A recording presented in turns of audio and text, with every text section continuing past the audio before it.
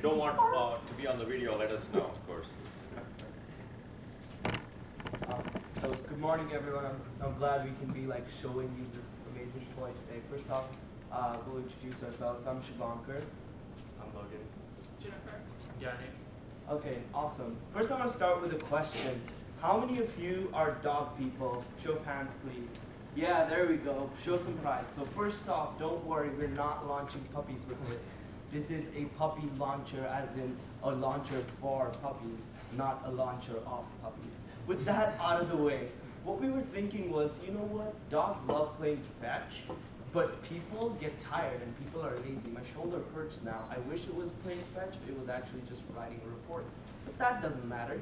What we want to do is automate in a very rugged kind of toy the process of playing fetch. In the backyard, throw in a toy, back and forth, back and forth. So we came up with this design. So let's go through some of the motions of how we came up with this design. So first let's look at the brainstorming process. So first off, we came up with a lot of different kind of toys. One of them, this one, ended up becoming what we did today. One of them was the jumping dog toy. We're like, oh, dogs love things that surprise them and spring them. How about we make a toy that jumps and it's something that's out there? So we then decided, okay, well, you know what? Actually, dogs love playing fetch too. So why not just go with a very set way of dogs are used to playing and training them further to play with something like this. So we went through a decision matrix, through our toy, and then our jumping dog toy won out. So we decided to go with it based on how unique it was. They had medium to high difficulty. The pricing was important, right? Because toys are by definition a disposable income. We want to prioritize that pricing should be fair and easy and more accessible because that's going to be better for us. So we looked up inspiration for how can we make something pop, something jump. So we went with the Nerf action, so a spring mechanism that locks and then we crank it and then it flies. So that's kind of what we started with. We toyed with the idea. We came up with, okay, well, we learned in Physics 101 that a 45-degree angle is really nice for flying. So we came up with some concepts, some ideas. Try to make a toy that really can sit in your backyard and you can play when you want and leave it clean, easy, fast, and enjoyable. So that's what we did, and that's the kind of play we came up with, right? Like a catapulting toy with the ability to just throw a ball. That's all we really want to do because that's the dogs. That's how we can connect the dog to the person. Dogs are simple, they're fun, so we want to get them some fun too. So now my partners will tell you a bit more about the functionality and the mechanism. Yeah, so as Shivankar was saying, we really want something that would interact with the dog that, wouldn't be for example, this Nerf gun right here. There were actually a lot of ideas for dog toys. And if you've ever seen online, there's actually someone that uses an automatic dog toy. So we really focused on something that's mechanical and something a little more affordable. And so these are kind of our preliminary sketches. It shows how we would like to use the dog toy, which would be to use your feet. We'd like, the dog to interact.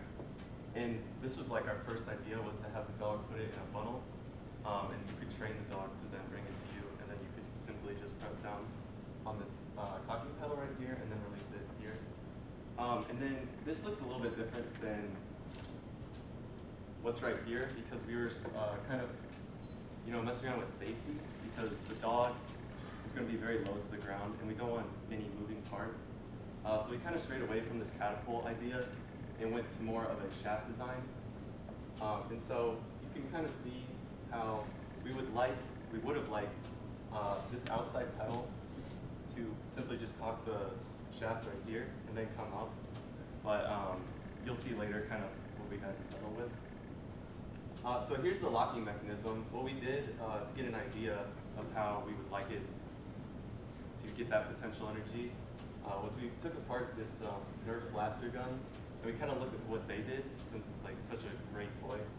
And then we kind of fixed it to accommodate for our toy, which would be that it has this little locking mechanism that would go down and then it would pull this pedal right here down and lock. And then you simply just have to press down to release this, causing the shaft to come up and hit the ball.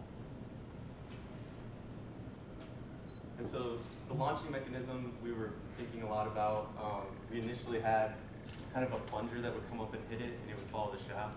But then we kind of looked at just using the shaft to hit it. And we felt like that would cause the ball to go much further in the end. And so this is, it's kind of hard to see, but this is the basic idea of the locking mechanism. This isn't really to scale, but you see the shaft comes down from the pedal that you're pressing with your foot, and then it interacts with this release pedal, and it should lock right here. And then when you're ready, you just push down, and it should then uninitiate. So our initial first prototype, we just wanted to get the basic dimensions down, see how it all would fit together. So we just made simple out of paper and like cardboard. As you can see, we have the pipe, and then we also made a shaft inside that is attached to this little piece that we could shoot a ball out just manually. It was mostly just to get the dimensions down. And then for our final prototype of our parts, we had the plunger here, which is like the crank bat that'll be attached to the shaft, and also the connector piece that will be that will come back. That's on the end of the shaft, and will hook onto the pedal so that whenever it will get locked, and whenever you press the pedal down, it will release. Here's our like final prototype in CAD with the whole pipe cranking mechanism. So again, you crank that back, it would lock into place, and then once you press the pedal down, it will release.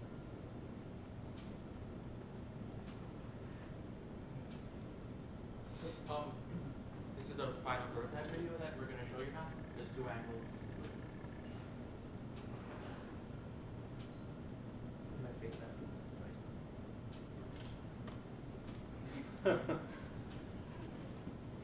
So yeah.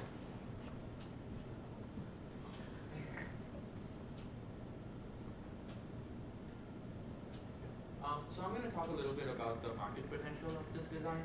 So according to the American Pet Products Association, the pet industry in the US alone is valued at about $63 billion. And it's estimated that dog owners spend about $1,600 per year on their pets. I mean, that's a lot of money to be spending on your disposable income on. So there's a huge market potential for toys like this.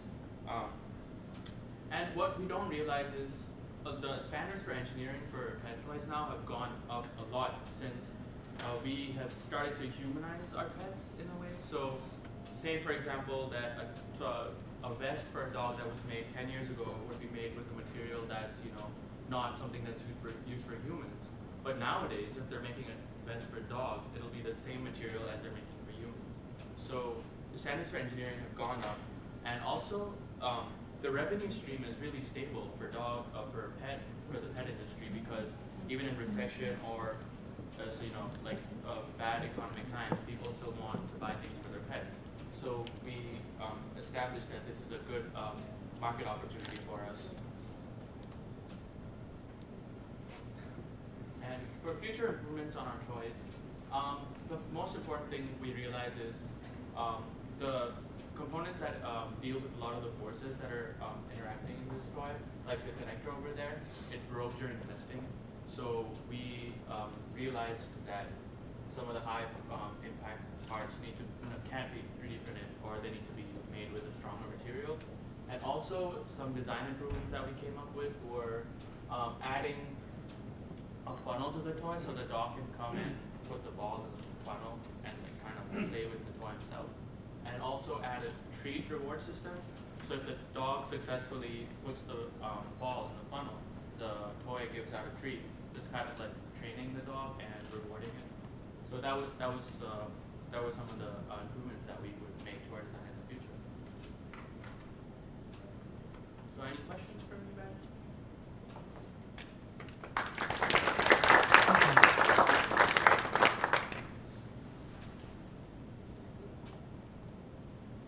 You guys ever thought about completely removing any human interfacing or interaction with it, so that someone can just go around and play on it on its own, as opposed to just having the dog put it in there and then they can make stuff manually?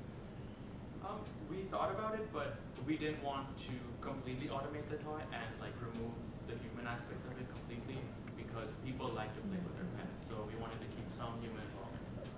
Can I say something? It's actually already made. If you look it up online, there's actually like a all-in-one dog toy like that. I think it started out with some guy on YouTube making it, and it actually became an idea. So we wanted to look at more of like, you know, the human playing with the dog rather than the dog just kind of playing with himself. Want your dog to play by yourself.